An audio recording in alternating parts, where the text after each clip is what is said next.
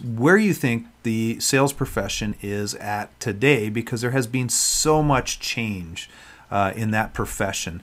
Can we get some input or thoughts on where you guys think the sales profession is today compared to even say 10 years ago or 5 years ago? Sure. From does it matter who? No, not at all. Either one of you. Go ahead. Take it away, Don. Yeah. If we look at it's interesting too, because we're doing another book with McGraw-Hill on leadership, and we've done a lot of interviews for it. And if I look at where the sales profession's going, there's a couple of things going on. One, on one side, organizations are trying to cut people out.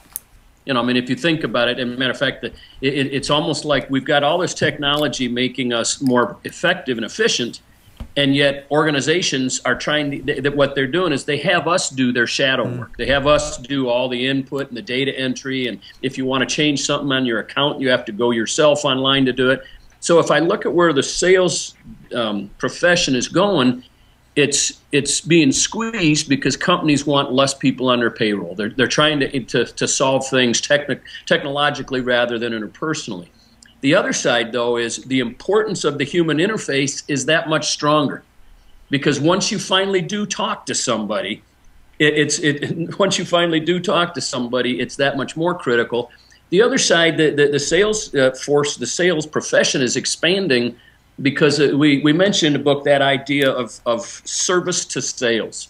And I'm going to do a session next week actually in Orlando, so I'll get out of the snow a bit.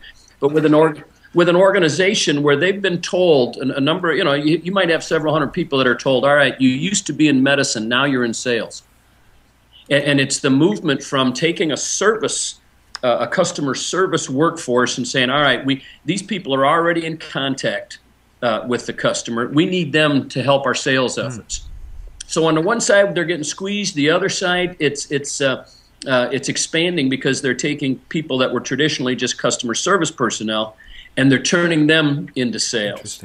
So to me, the importance of it keeps going up. The critical nature of the human interface is even that much stronger. You know, interesting you should say that. We had a guy on a couple of weeks ago, and his name's escaping me right now, but he brought up a very good point about how people can very much, you know, educate themselves prior to even getting into that sales process. So because of the internet, there's so much more. You really have to be on your toes, I would imagine, as opposed to, you know, you being the educational thought leader 10, 15 years ago. Right.